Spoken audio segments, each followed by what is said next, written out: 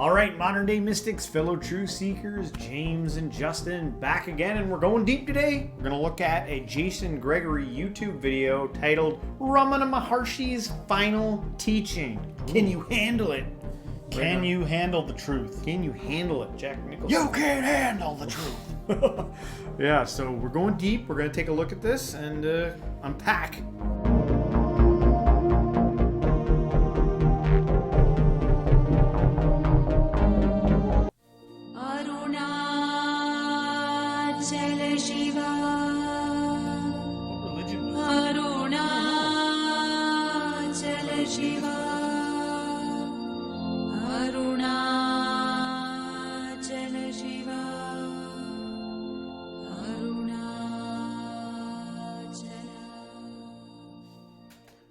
What is the final truth of...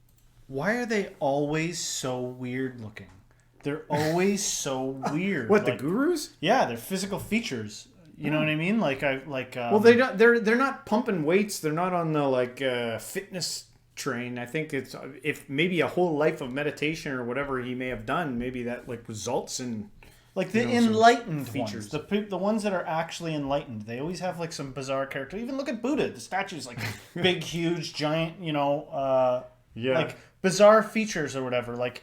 The best looking gurus I can think of would probably be Osho was a handsome man. And who's the other one that's alive now? Oh, Sadhguru. Yeah. He's a good-looking guy. Yeah. But a lot of them have they've got an odd shape to them. You know what I mean? I'm not trying to judge. I'm trying to say that maybe because I think people take for granted how much of your physical appearance plays a role in life. Yeah. It can limit you. It's not an end-all thing.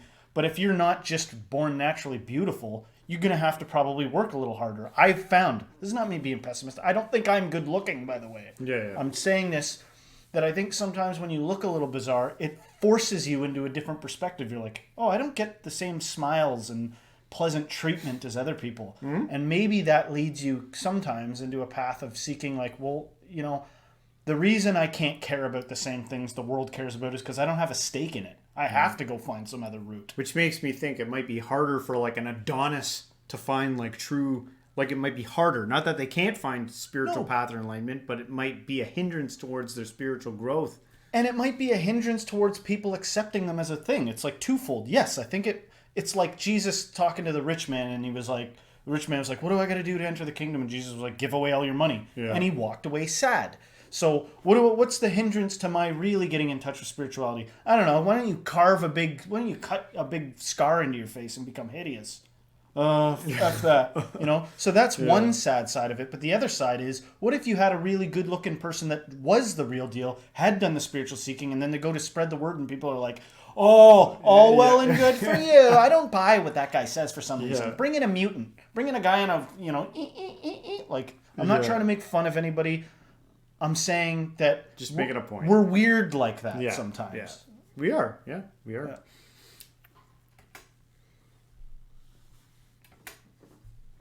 Of the great 20th century sage Bhagavan Sri Ramana Maharshi.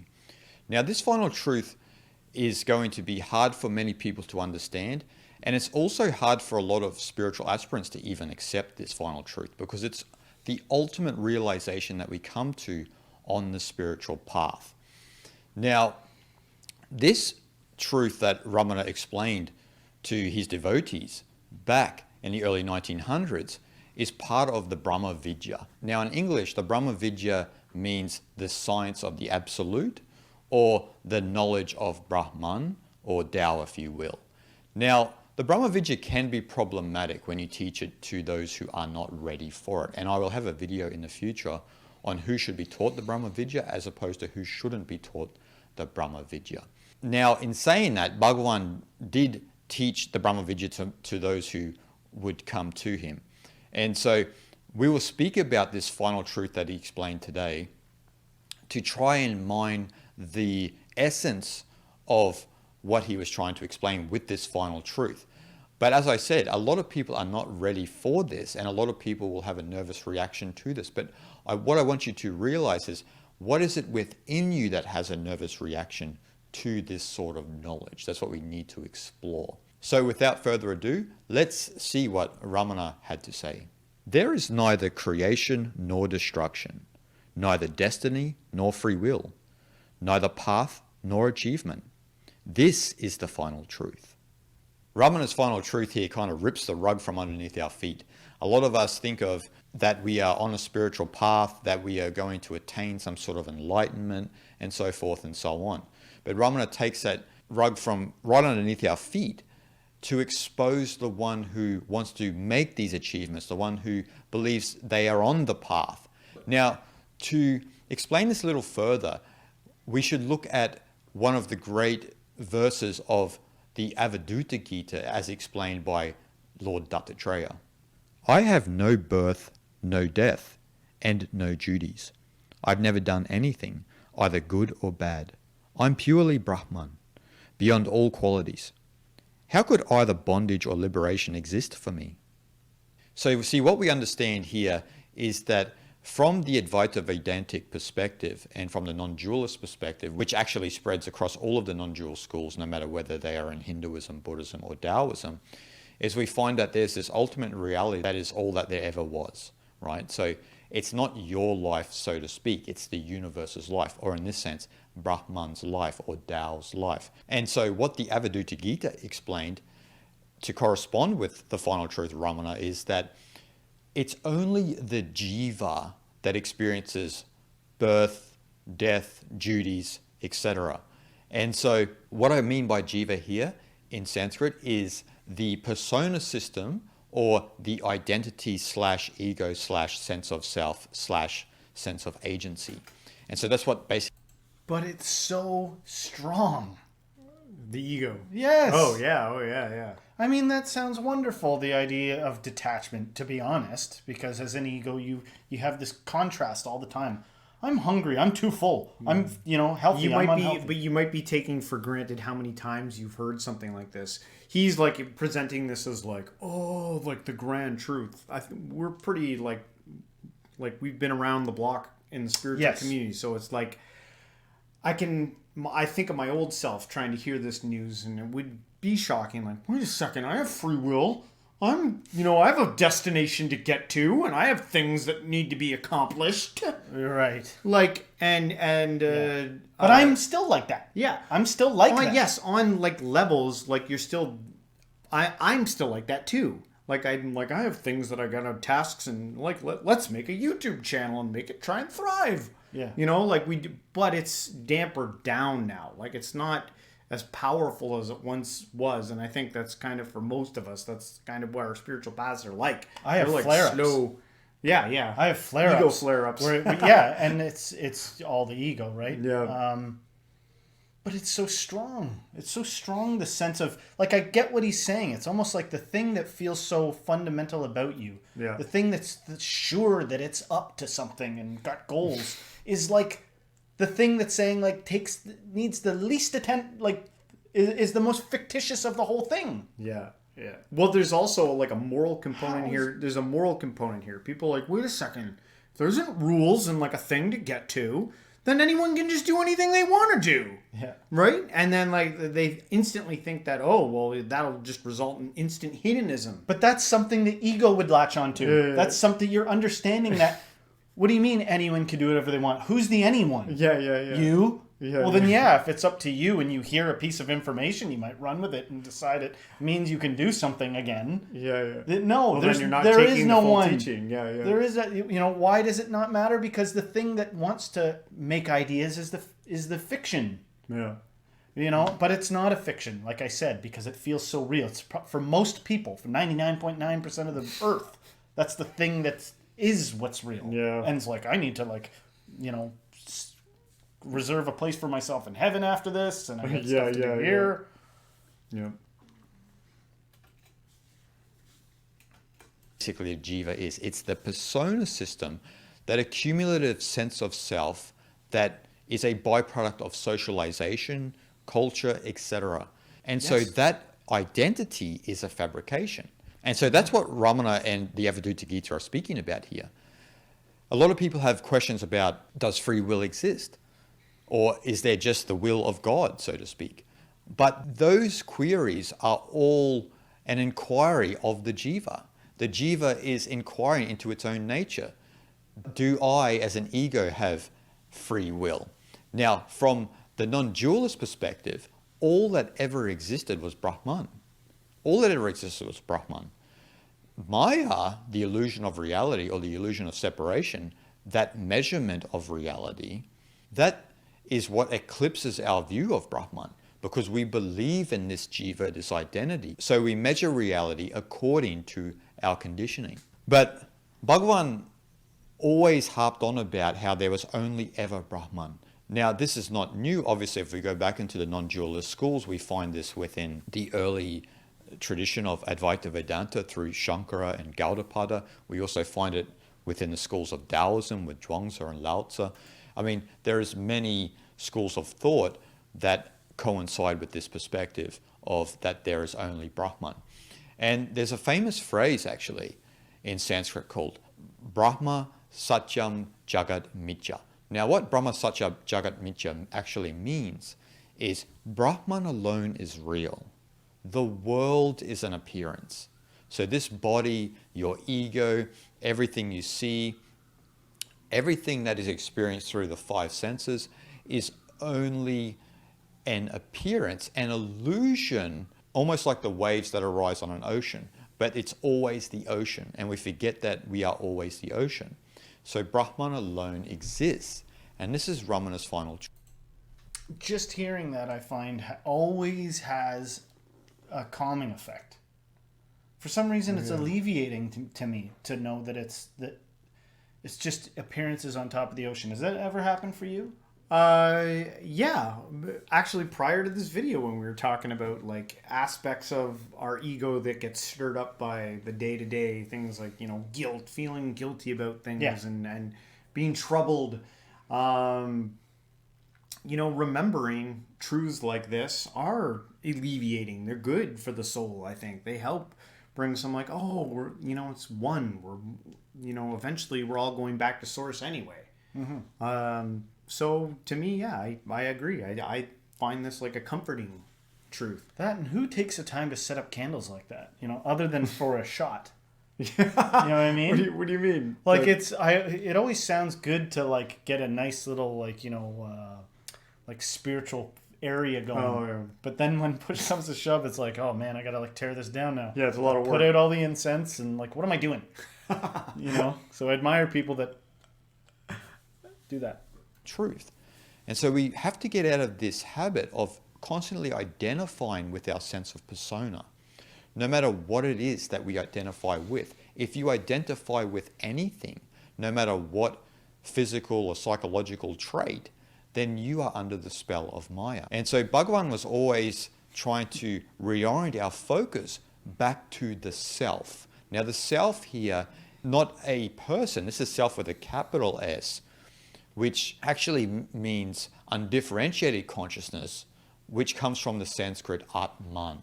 So they translated Atman back in the day as this supreme self with a capital S, but a better translation actually is undifferentiated consciousness, which actually is identical with Brahman. And so that's what really exists within all of us. We are all Atman. The self alone exists. This is Ramana's perspective. The self alone exists.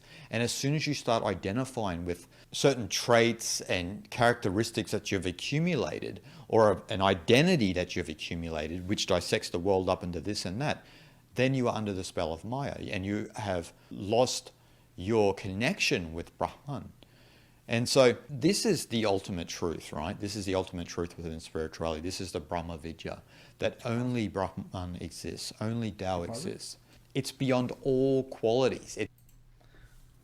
So the day that you have your deepest revelation of detachment from everything is the day that you encounter somebody that's like, I need you to care. I need you to care more. Yeah. Like, where are you? Be more grounded. And you're like, all right, I'm here. I'm angry now. Yeah. Like, you know, and then it made me think of, like, I was thinking about that. I was like, why do you always get pulled back down then? It must be a pretty persistent world. And then I thought about the guy that we're even talking about here, and look at him. He wasn't even wearing clothes. Yeah.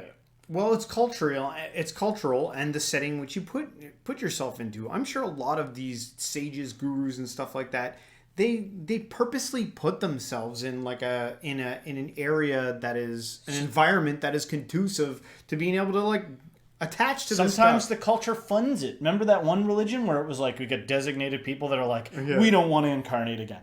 So we're going to be the holy people, and then the other people like go to work and provide for them. So You know what I mean? Jainism It's pretty dramatic. Yeah. If you're going to decide you're not going to be attached, that's kind of hard to half do. Yeah, you gotta cut everything out. Yeah. Well, some people, they like take someone like Eckhart Tolle. Like he's like, I'll still have a glass of wine. Like, I'm sure he lives a very nice life too, selling all his books. Yeah. Is he enlightened? Like, I don't know. That's Ramana the Maharshi. thing. You can't know the inside of someone's head. Now, Eckhart Tolle has helped a lot of people. Yeah.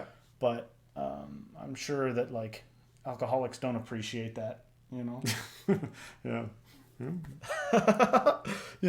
just gonna have one glass. I can't not have 10. It's the Naguna Brahman, not the Saguna Brahman. Saguna Brahman in Sanskrit means with qualities. Naguna Brahman means without qualities. So Ramana really is kind of making a point to all of us spiritual aspirants and anyone in general about when we think we are on a spiritual path, we are going to experience liberation. We are bound. We suffer. Like the Avadutta Gita said, how could either bondage or liberation exist for me? Now that's from the perspective of the Atman, from the Brahman. So it's only from the Jiva, right? The Jiva, our persona, our identity is the one that thinks we are bound, we need to be liberated, we suffer. And so this is the ultimate psychological approach to your spirituality. Instead of being so concerned of being on the spiritual path or attaining liberation or this and that, you can fundamentally realize you are the self right now. Enlightenment is only ever in the present moment. It could never be anywhere else. It's not at the end of a journey.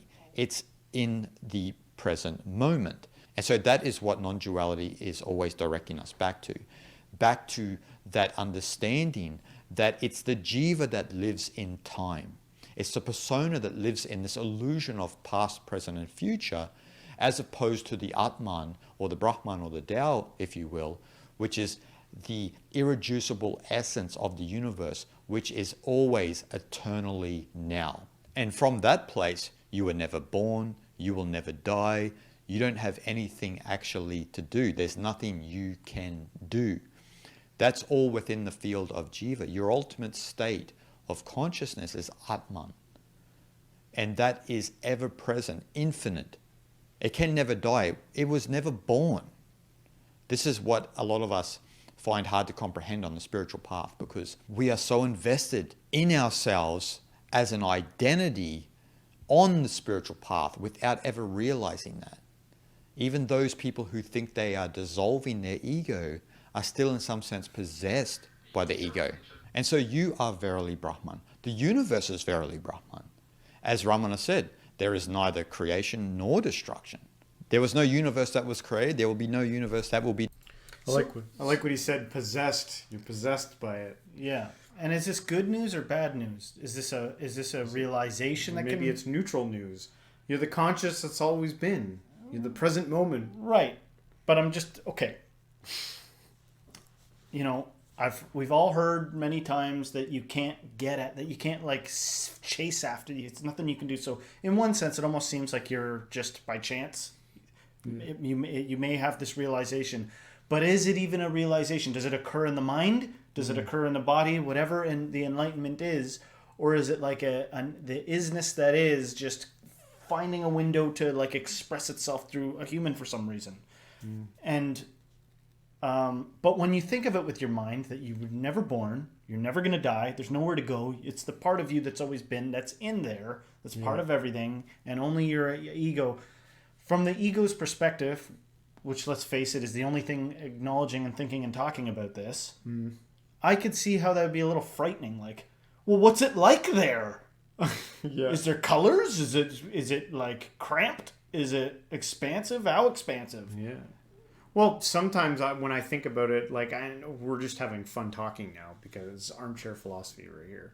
But sometimes I imagine it as like when you die, you're still here. You just realize that you were never the thing that you attached to, but you're here, and but the ego's gone completely. But you're still aware that you're here. Maybe Where are just you? in reality. You're Like just floating around? Yeah, like you're just all of it. You might maybe consciousness is everything, right? But that would indicate that you were the one that did that, not something that's already doing that.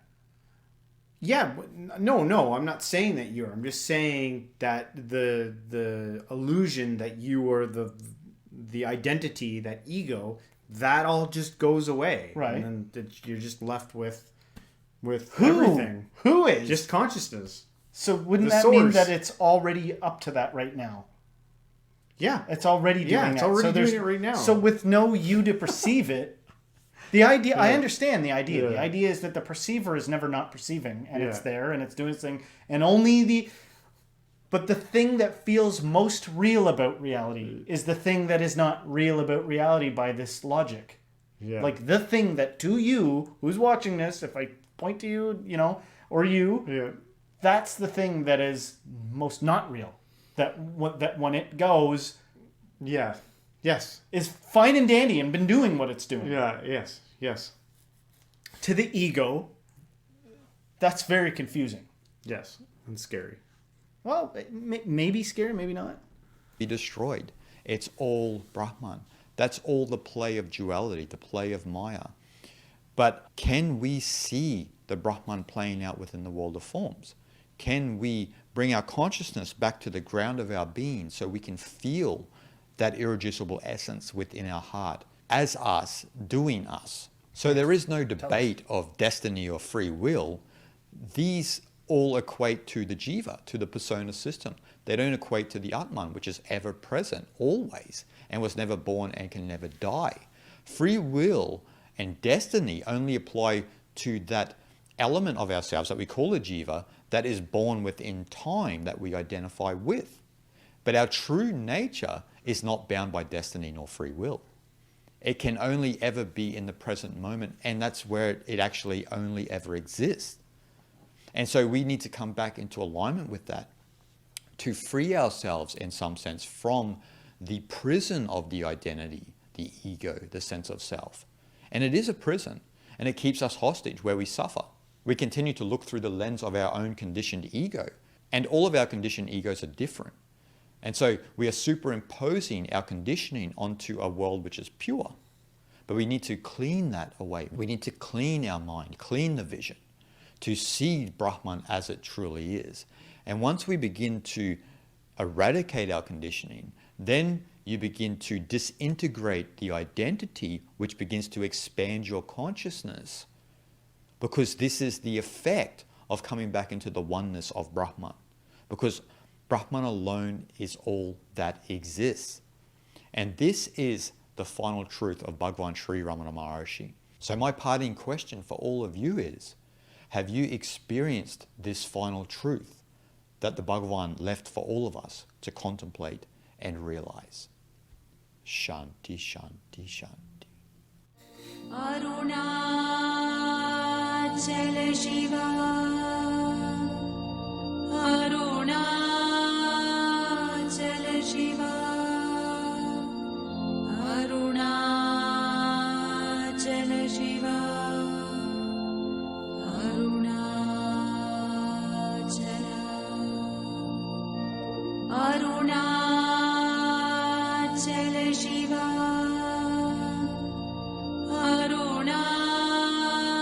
Arunachala Shiva, Arunachala Shiva, Arunachala. Well, there you have it. Some deep teachings from Ramana Maharshi. That is deep. Good stuff. My brain is fried after listening to that. Go meditate on that. Sit on that. Contemplate it this week. I wrote something down one time thinking about like the alleviation that would be enlightenment or post-life. And I've just from my own mind was rattling off this idea of some kind of like, because part of it sounds lonely. Like the oneness is, if it's one, Yeah. one is the loneliest number, as the Beatles taught us. Yeah. You know? But I thought of it as like, maybe there's a way of perceiving it that it's not lonely, that it's like completeness and utter unity and more like being at the most cozy family gathering you've ever been at, like a complete reunion. I definitely think, and even if it isn't in the end, it's smart enough to create this thing and make it feel like you aren't alone. Right. But then the idea is you want to get at that. It's like, well, how I want that then. Yeah. And so, what are we to do? You know, because some people kind of teach this idea that through, you know, the journey of enlightenment, that's kind of what you're getting at. And even it says consciousness expands. You're getting that, disintegrating that stinking selfish ego out of the way, into a more integrated state. It's like I want to get at it. Yeah. Why is it so hard to get at it? Why is it so hard to reduce the ego? The ego keeps jumping back in there. Yeah. It's tough. And it'll probably be something silly by the end. It'll be like, you just didn't really want to do. You didn't really... Well, that's what I think. I'm like, well, then obviously I'm here to know what it's like to be a selfish scoundrel to some degree. Or it's like, maybe you're here to, you know, for some people, they're here to like figure out what it's like to want to be that thing, but not get it. Right. It's like, I want to know what it's like to really want the answer, but not get it. Yeah. And then for some people, it's like, I want to know what it's like to get the answer and get it. And for those to not even know that there's an answer to be get. And like, and on and on and on. Right? Yeah. Yes. Yeah. I kind of think so. That made sense to me. So. Yeah. Well, guys, if you liked our reaction video here, please don't forget to hit the like, subscribe, share this with a friend, and everyone. Until next time, stay spiritual.